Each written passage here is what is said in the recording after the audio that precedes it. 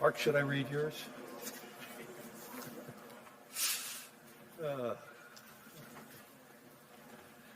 Hi, everyone. It's a great honor for me to introduce Mark Carney, Prime Minister of Canada, along with Gideon Rockman from the Financial Times. Much of the dialogue over the next few days will focus on where the puck is going. You like that, Mark? Okay. Where the puck is going next in the global economy, which makes this a fitting moment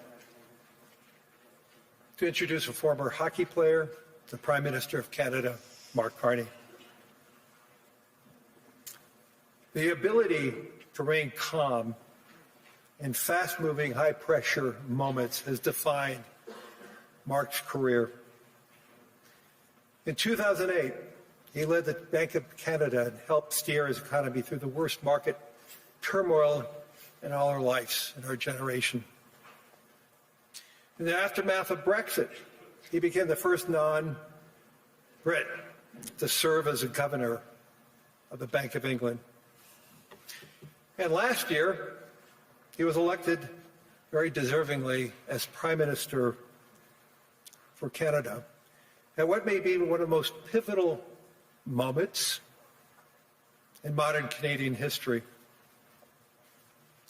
Today, Prime Minister Carney is focused on making Canada a place where it's easier to build, simpler to trade, smarter to invest in, and build more unity across its nation.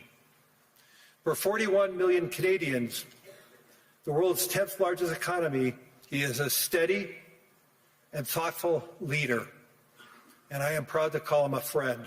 Please join me in welcoming Prime Minister of Canada, Mark Carney.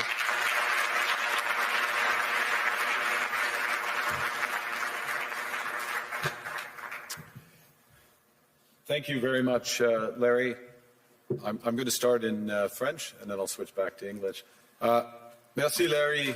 Thank you, Larry. C'est un plaisir. It is both a pleasure et un devoir and a duty d'être parmi vous to be with you tonight in this pivotal moment that Canada and the world go through. Today I will talk about the rupture in the world order, the end of a pleasant fiction and the beginning of a harsh reality, where geopolitics, where the large main power geopolitics is submitted to no limits, no constraints. On the other hand, I would like to tell you that the other countries, especially intermediate powers like Canada, are not powerless. They have the capacity to build a new order that encompasses our values, such as respect for human rights, sustainable development, solidarity, sovereignty, and territorial integrity of the various states. La puissance des moins the power of the less power starts with honesty. It seems that every day we're reminded that we live in an era of great power rivalry, that the rules-based order is fading, that the strong can do what they can and the weak must suffer what they must. And this aphorism of Thucydides is presented as inevitable, as the natural logic of international relations reasserting itself.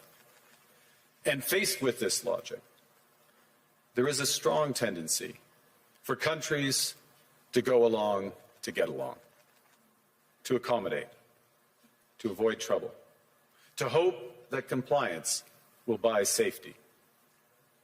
Well, it won't. So what are our options? In 1978, the Czech dissident Václav Havel, later president, wrote an essay called The Power of the Powerless.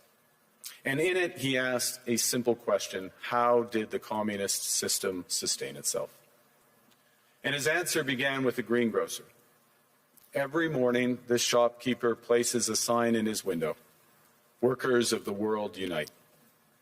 He doesn't believe it. No one does. But he places a sign anyway to avoid trouble, to signal compliance, to get along. And because every shopkeeper on every street does the same, the system persists. Not through violence alone, but through the participation of ordinary people in rituals they privately know to be false. Havel called this living within a lie. The system's power comes not from its truth, but from everyone's willingness to perform as if it were true.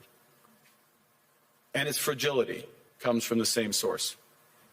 When even one person stops performing, when the greengrocer removes his sign, the illusion begins to crack. Friends, it is time for companies and countries to take their signs down. For decades,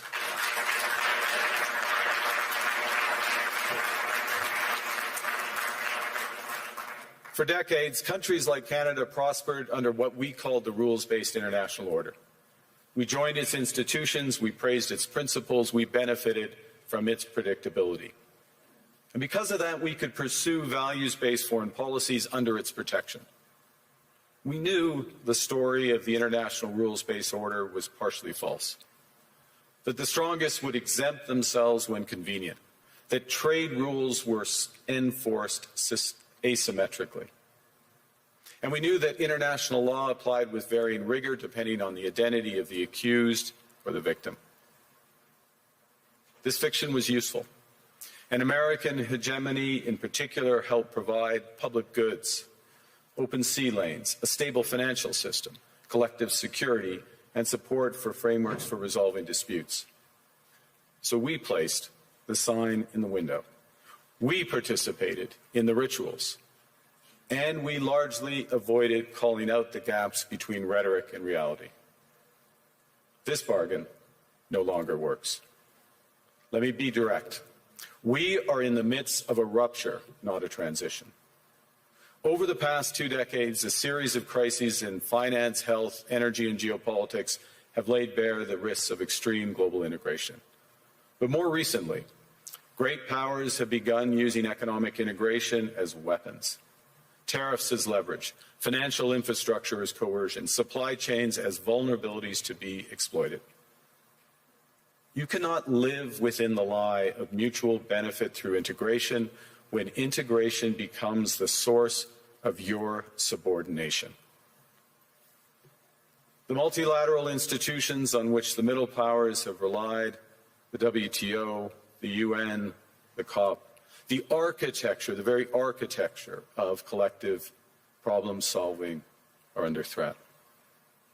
And as a result, many countries are drawing the same conclusions, that they must develop greater strategic autonomy in energy, food, critical minerals, in finance and supply chains. And this impulse is understandable. A country that can't feed itself, fuel itself, or defend itself has few options. When the rules no longer protect you, you must protect yourself. But let's be clear-eyed about where this leads. A world of fortresses will be poorer, more fragile, and less sustainable. And there's another truth. If great powers abandon even the pretense of rules and values for the unhindered pursuit of their power and interests, the gains from transactionalism will become harder to replicate. Hegemons cannot continually monetize their relationships. Allies will diversify to hedge against uncertainty. They'll buy insurance, increase options in order to rebuild sovereignty. Sovereignty that was once grounded in rules but will increasingly be anchored in the ability to withstand pressure. This room knows this is classic risk management. Risk management comes at a price. But that cost of strategic autonomy, of sovereignty, can also be shared. Collective investments in resilience are cheaper than everyone building their own fortresses. Shared standards reduce fragmentations. Complementarities are positive sum. And the question for middle powers like Canada is not whether to adapt to the new reality. We must. The question is whether we adapt by simply building higher walls or whether we can do something more ambitious. Now, Canada was amongst the first to hear the wake-up call, leading us to fundamentally shift our strategic posture. Canadians know that our old, comfortable assumptions that our geography and alliance memberships automatically conferred prosperity and security, that assumption is no longer valid. And our new approach rests on what Alexander Stubb, the President of Finland, has termed value-based realism. Or to put another way, we aim to be both principled and pragmatic. Principled in our commitment to fundamental values, sovereignty, territorial integrity, the prohibition of the use of force except when consistent with the UN Charter, and respect for human rights. And pragmatic in recognizing that progress is often incremental, that interests diverge, that not every partner will share all of our values. So we're engaging broadly, strategically, with open eyes. We actively take on the world as it is, not wait around for a world we wish to be. We are calibrating our relationships so their depth reflects our values. And we're prioritizing broad engagement to maximize our influence, given the fluidity of the world at the moment, the risks that this poses, and the stakes for what comes next. And we are no longer just relying on the strength of our values, but also the value of our strength. We are building that strength at home. Since my government took office, we have cut taxes on incomes, on capital gains and business investment. We have removed all federal barriers to interprovincial trade. We are fast-tracking $1 trillion of investments in energy, AI, critical minerals, new trade corridors, and beyond. We're doubling our defense spending by the end of this decade, and we're doing so in ways that build our domestic industries. And we are rapidly diversifying abroad. We've agreed a comprehensive strategic partnership with the EU, including joining SAFE, the European Defence Procurement Arrangements. We have signed 12 other trade and security deals on 4 continents in 6 months. The past few days, we've concluded new strategic partnerships with China and Qatar. We're negotiating free trade pacts with India, ASEAN, Thailand, Philippines, and Mercosur. We're doing something else. To help solve global problems, we're pursuing variable geometry. In other words, different coalitions for different issues based on common values and interests. So on Ukraine, we're a core member of the Coalition of the Willing and one of the largest per capita contributors to its defense and security. On Arctic sovereignty, we stand firmly with Greenland and Denmark and fully support their unique right to determine Greenland's future.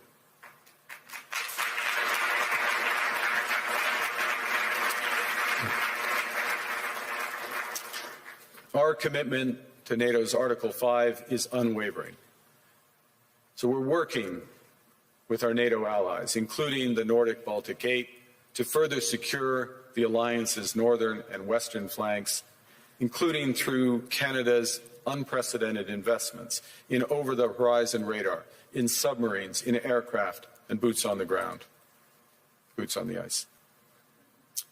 Canada strongly opposes tariffs over Greenland and calls for focused talks to achieve our shared objectives of security and prosperity in the Arctic. On plurilateral trade, we're championing efforts to build a bridge between the Trans-Pacific Partnership and the European Union, which would create a new trading bloc of 1.5 billion people. On critical minerals, we're forming buyers' clubs anchored in the G7 so that the world can diversify away from concentrated supply. And on AI, we're cooperating with like-minded democracies to ensure that we won't ultimately be forced to choose between hegemons and hyperscalers. This is not naive multilateralism, nor is it relying on their institutions. It's building coalitions that work, issues by issue, with partners who share enough common ground to act together. In some cases, this will be the vast majority of nations. What it's doing is creating a dense web of connections across trade, investment, culture, on which we can draw for future challenges and opportunities. Argue that middle powers must act together because if we're not at the table, we're on the menu. But I'd also say that great powers can afford for now to go it alone. They have the market size, the military capacity, and the leverage to dictate terms. Middle powers do not. But when we only negotiate bilaterally with a hegemon, we negotiate from weakness. We accept what's offered.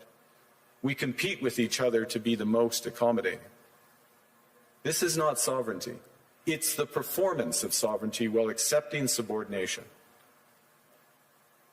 In a world of great power rivalry, the countries in between have a choice: compete with each other for favor, or to combine to create a third path with impact. We shouldn't allow the rise of hard power to blind us to the fact that the power of legitimacy, integrity, and rules will remain strong if we choose to wield them together. Which brings me back to Havel. What does it mean for middle powers to live the truth? Well, first, it means naming reality. Stop invoking rules-based international order as though it still functions as advertised. Call it what it is: a system of intensifying great power rivalry where the most powerful pursue their interests using economic integration as coercion. It means acting consistently, applying the same standards to allies and rivals. When middle powers criticize economic intimidation from one direction but stay silent when it comes from another, we are keeping the sign in the window. It means building what we claim to believe in. Rather than waiting for the old order to be restored, it means creating institutions and agreements that function as described. And it means reducing the leverage that enables coercion. That's building a strong domestic economy. It should be every government's immediate priority. And diversification internationally is not just economic prudence, it's a material foundation for honest foreign policy, because countries earn the right to principled stands by reducing their vulnerability to retaliation. So Canada. Canada has what the world wants. We are an energy superpower. We hold vast reserves of critical minerals. We have the most educated population in the world. Our pension funds are amongst the world's largest and most sophisticated investors. In other words, we have capital, talent. We also have a government with immense fiscal capacity to act decisively. And we have the values to which many others aspire. Canada is a pluralistic society that works. Our public square is loud, diverse, and free. Canadians remain committed to sustainability. We are a stable and reliable partner in a world that is anything but. A partner that builds and values relationships for the long term. And we have something else. We have a recognition of what's happening and a determination to act accordingly. We understand that this rupture calls for more than adaptation. It calls for honesty about the world as it is. We are taking the sign out of the window. We know the old order is not coming back. We shouldn't mourn it. Nostalgia is not a strategy. But we believe that from the fracture, we can build something bigger, better, stronger, more just.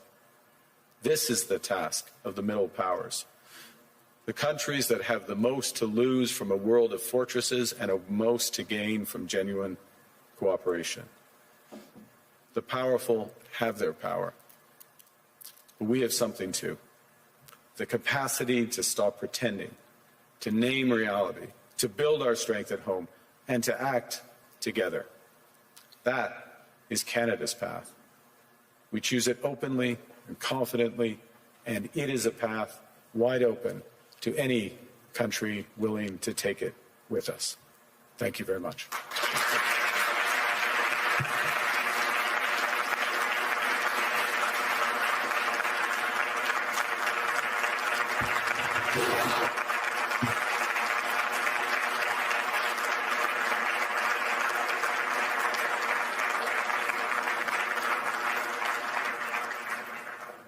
Well, thank you, Prime Minister. I don't think I've seen many standing ovations at Davos, so that was interesting. You said, there was a phrase in your speech where you said sovereignty now is the ability to withstand pressure. Isn't Canada almost uniquely vulnerable to pressure because of the extent of your trade dependence on the United States?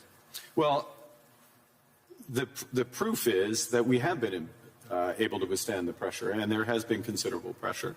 I'll give you a couple of facts. We've actually created more jobs since the tariffs were put on than the United States in absolute number. Economy is growing at the second fastest rate within the G7. That's not there. There are pockets of extreme pressure, without question, in Canada. But headline, we're reacting. The second thing, and it's a fundamental point, is the recognition that we can give ourselves far more than any foreign country can take away. There's lots of efficiencies in having one Canadian market, the $1 trillion of domestic investment, and building these partnerships abroad, all of which are bigger returns than what's been lost. That's not to say we would rather not lose it, but we can withstand the pressure, and we are. And I was interested that you said basically the old world's not coming back. So you're not seeing this as a period where you just have to get through and normalcy will return. I think that is our view, and we regret it, but we're not going to sit around and mourn it. We're acting, and we're acting in a way both that's in our interests, but we believe in a way with others that's building imperfectly in steps a new system. I'll give you one example in handback, which is we are members of trade agreements that comprise already 1.4 billion people around the world. So we have the most extensive network. We are trying with others to bring some of those networks together. The most prominent example is the Trans-Pacific Partnership in the EU, acting as a bridge. It's not a direct benefit for Canada, but it is a benefit for Canada that these groups come together. And Ngozi is here, consistent with the WTO rules, both of which are. And in that way, we're building back out amongst willing partners. And you talked about the need not to put the sign in the window anymore, to pretend that things are still the same. Do you think, to put it directly, that the NATO alliance is still doing that, still pretending it's the old transatlantic partnership, when it's really kind of going? Well, I think clearly NATO is experiencing a test right now, and the first response to that test has to be to respond in a way that ensures the security of the Arctic in a robust way for all possibilities. This is actually a point that we have been making in recent years. It's a point that I made at the NATO summit back in June, which seemed like a pledging summit, but also was to get NATO policies in the right direction. So I think in the immediate term, one of the imperatives is to reinforce things that Canada is doing, Nordic Baltic 8 are doing, the UK are doing, other NATO partners, France included, in a comprehensive way that provides much greater security in the Arctic.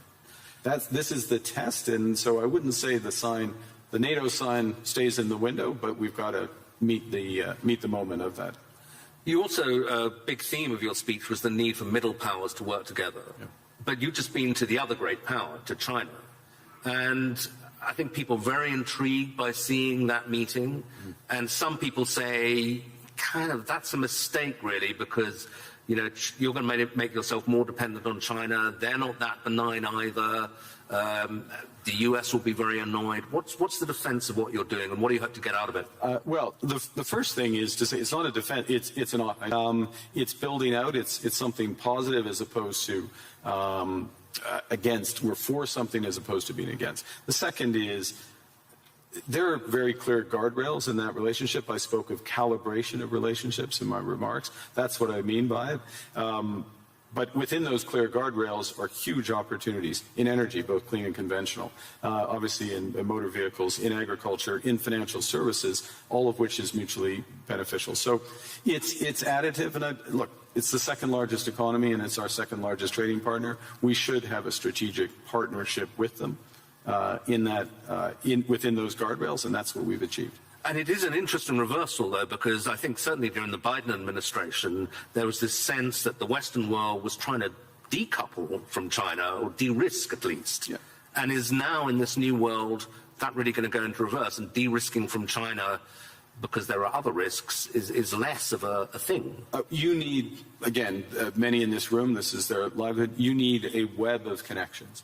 And to miss out in that web some of the largest ones, United States, we already have that, China, India, Mercosur, European Union, that's a mistake. That's not managing your relationships properly. That makes you stronger, makes you more resilient. And then on top of that, I'll give you again, I'll appeal since it's in the headlines to the Nordics.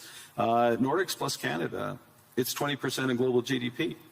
It's not the first thing people would realize. But that relationship, which is deepening for security reasons, because we're like-minded, those are the types of partnerships that I think we'll see more of.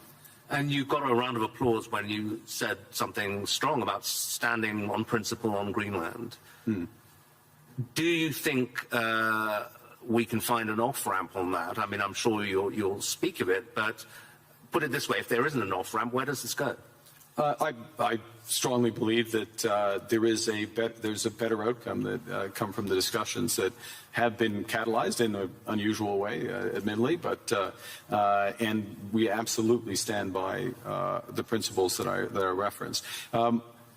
That solution starts with security, and a security, yes, of Greenland, but more broadly of the Arctic. Canada is foursquare contributing to that. We're at the start of a major ramp up above and beyond, so we'll be a major contributor to that. NATO has to deliver on that. We're working intensively in order to do it. As well, prosperity for the people of Greenland. In the end, it comes back to the people there, and there are opportunities to do that in ways that would strengthen all of the alliance. And when President Trump says, oh, you know, Greenland's under threat from Russia, even from China, is that for real? I would say that there are threats. Russia is without question a threat in the Arctic, without question. Russia does lots of horrible things, and will take the opportunity to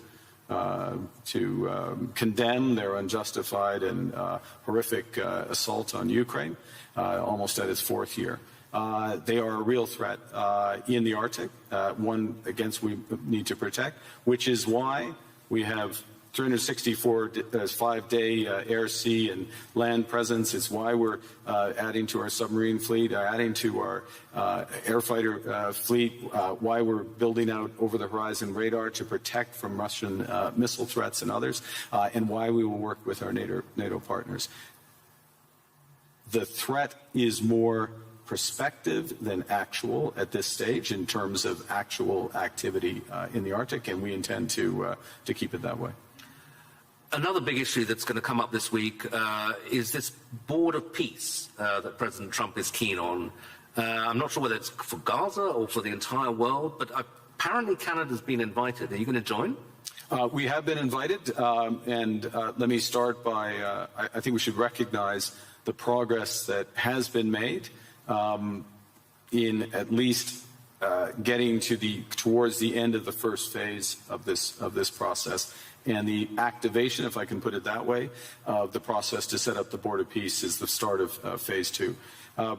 Our view is, and that's to be welcomed, and this is a positive vehicle.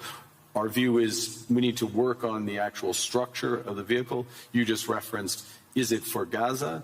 Well, the UN resolution, Security Council Resolution 2803, references a Board of Peace for Gaza. That's where we see it becoming immediately operative, and it needs to be, in our view, it's better to be designed in that way for the immediate needs there. There are many other needs around the world, first point. Second point, it needs to coincide with the immediate full flow of humanitarian aid into Gaza. We are still not where we need to be. Conditions still are horrific, so that needs to come alongside.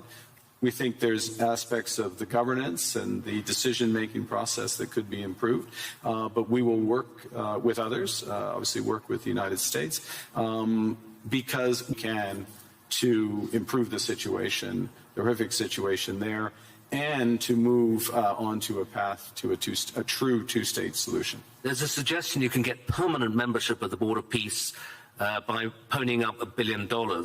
You going to write a check for that? We would write checks and deliver in kind to improve the welfare of the people of Palestine. But we want to see it delivered direct to those outcomes promoting peace, and so the mechanics and how it works that way. Okay, final question.